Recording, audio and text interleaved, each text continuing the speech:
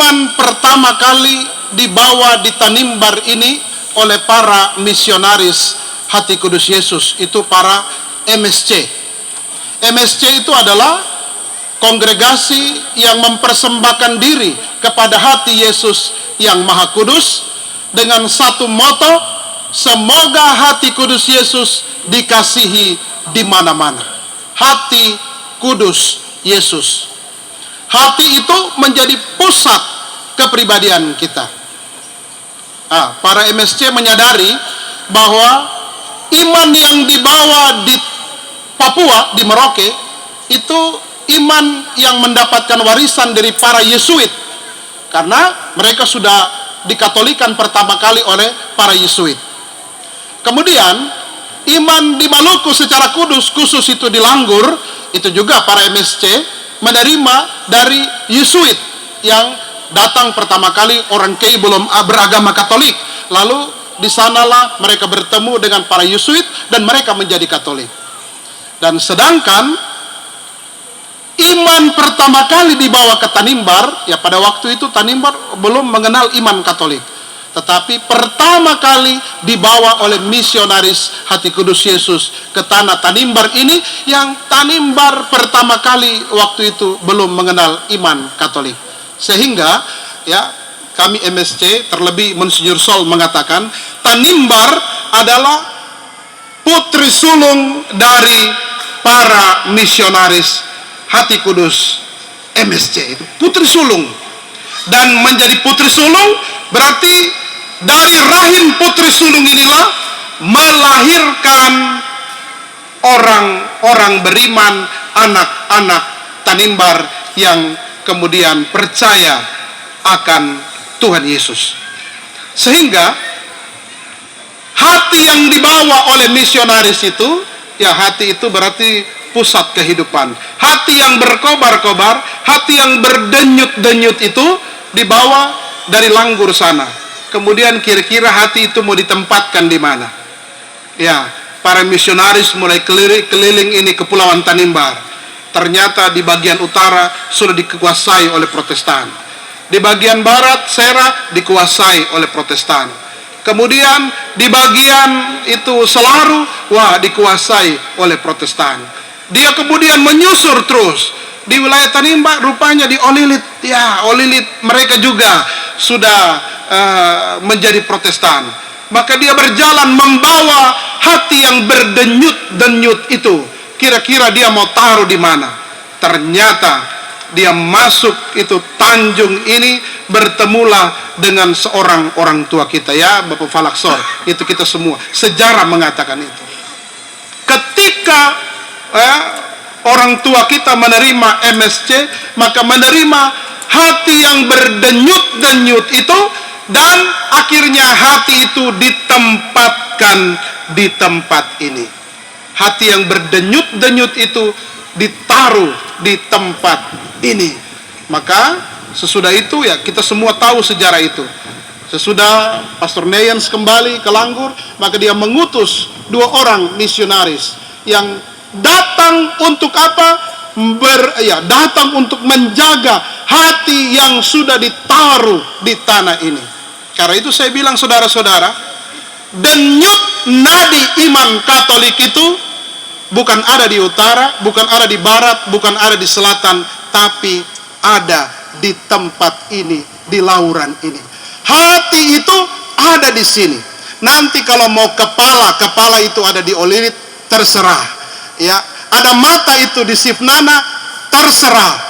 Ada tangan-tangan itu di Fordata atau di Arui atau di mana, terserah. Itulah Yesus yang bisa terbagi-bagi.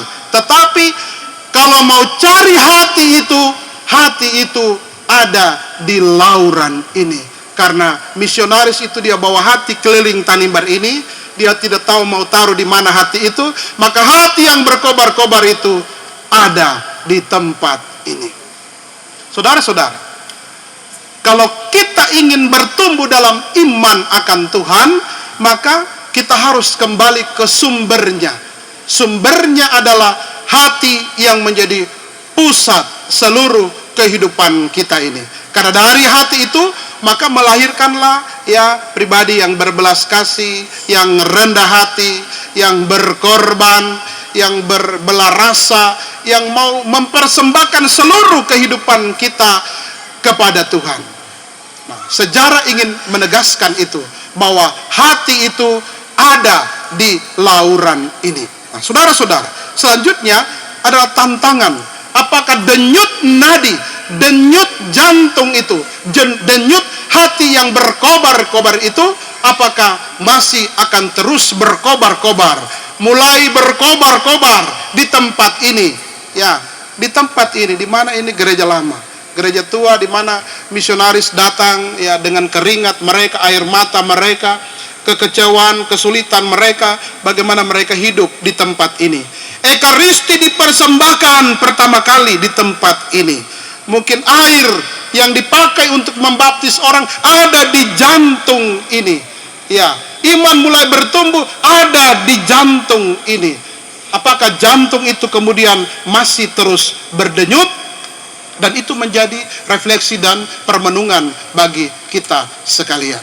Maka saudara-saudara, kita yang saat ini berkumpul untuk mengingat 113 tahun lalu, maka jantung itu ditempatkan di tanah Tanimbar secara khusus di lauran ini. Maka tugas kita adalah, ya, orang-orang lauran, umat yang ada di lauran ini harus menjaga supaya apa? Denyut jantung itu tetap berdetak. Supaya apa? Yang menjadi pusat kehidupan pribadi kita, jantung itu harus terus berdetak, dan dia akan mengalirkan kehidupan itu kemana-mana. Mau ke utara kah, mau ke selatan kah, mau ke barat kah, atau mau kemana saja. Tapi denyut jantung itu, nadi itu tidak boleh berhenti. Karena itu saudara-saudara, hari ini kita memulai sesuatu yang baru. Kalau 10-13 tahun lalu, ya, kita memulai membersihkan tempat ini. Dan sesudah 13 tahun 2023 kita mulai membuka lagi. Mungkin tahun ini kita internal saja, ya. Kita ya mulai menata baik-baik. Kalau tahun ini mungkin gedung ini mungkin tidak ada sesuatu yang lain, masih hutan. Siapa tahu tahun depan ada sedikit perubahan. Ya, mungkin bangunan gereja yang sudah tinggal fondasi, siapa tahu tahun depan ada sesuatu yang berubah. 2 tahun depan ada sesuatu yang berubah. Denyut itu yang mungkin terasa perlahan-perlahan, tapi denyut itu harus terus semakin kuat. Ya, berkobar-kobar. Hati yang berkobar-kobar itu harus semakin berkobar-kobar.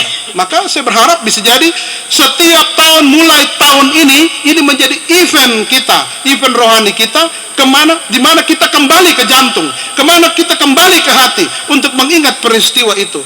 Dan bukan hanya sekedar kembali ke hati, tapi bagaimana kita menimba kekuatan dari hati yang menjadi sumber kekuatan kehidupan itu. Misionaris datang bawa hati, dia tempatkan hati, maka disinilah gereja hati kudus Yesus. Hati kudus Yesus boleh ada di mana-mana, tapi hati kudus pertama, jantung itu pertama ditaruh di sini. Saya dengar-dengar, saya lihat, kenapa cuma hati kudus? Kenapa tidak Yesus? Saya berpikir bahwa ternyata hati itu ada dua, hati kudus itu ada dua. Pertama, hati kudus Yesus itu sendiri, dan dia punya mama adalah Bunda Hati Kudus. Jadi ya, kita punya hati kudus ini ada di lauran, tapi nanti sebentar dia punya mama ada di tempat lain, ya. Kalau hati kudus ada di Penue ini, ya, lauran kota ini, tapi nanti sebentar Bunda Hati Kudus dia ada di Jalan Poros sana, supaya menjadi lengkap bahwa hati itu ada di sini. Hati seorang bapa ada di sini, ada dalam diri hati Yesus, dan hati seorang ibu ada juga di sini, yaitu ada di atas sana, Bunda Hati Kudus. Menjadi satu kekuatan paroki yang mau menghidupkan kembali hati yang berkobar-kobar itu. Nah, saudara-saudara, kalau ini menjadi pusat di mana jantung ditempatkan di sini, denyut kehidupan iman di Tanimbar ini berdenyut terus di sini, maka pertanyaannya, apakah jantung itu sehat atau tidak? Maka tugas kita adalah merawat jantung itu. Lalu jantung Yesus, hati Yesus itu ada di mana? Mari kita cari, apakah hati ada taruh di sini? Tidak. Hati Yesus yang dibawa oleh para misionaris itu hati Yesus itu ada di dalam hati kita masing-masing. Ya, hati Yesus ada di dalam hati anak-anak, hati Yesus ada di dalam hati orang muda, hati Yesus ada di dalam kehidupan kita semua orang. Maka tantangan bagi kita, kalau hati itu ada di sini yang menjadi pusat kehidupan roh, spirit, semangat ini, kehidupan iman di Tanimbar ini, maka tantangan ke depan adalah orang-orang Lauran, kita umat Lauran boleh kalah di mana saja. Mungkin boleh kalah di kepala kita. Kita tidak pintar-pintar amat. Ya toh? Kita tidak ada pemimpin-pemimpin mungkin dari Lauran ini. Kita kalah di berbagai hal. Tetapi kalau mau cari hati, maka kita harus punya hati yang lebih besar dari orang-orang di luar sana. Ini tantangan. Apakah kalau ada pusat hati di sini, maka apakah orang Lauran, kita semua umat Lauran ini memiliki hati yang besar? Kita boleh kalah dalam hal apa saja, tapi kalau soal hati ada di sini. Hati menggambarkan, ya tadi kerendahan hati, kesederhanaan, pengampunan, tapi spirit semangat untuk apa tetap menjalani kehidupan ini dengan penuh sukacita dan kegembiraan. Karena itu momen perayaan ini ya, tidak hanya kita merayakan 113 tahun, tapi kita mengingat juga dedikasi, persembahan. Gedung gereja kita, ya kira-kira saya tidak tahu berapa tahun lalu gereja ini ditabiskan, gereja sana. Ada yang tahu berapa tahun? 2017, berarti anak-anak 2017 sampai sekarang ada berapa tahun itu? 2013, 26 September 2013, itu berarti 10 tahun lalu juga ya.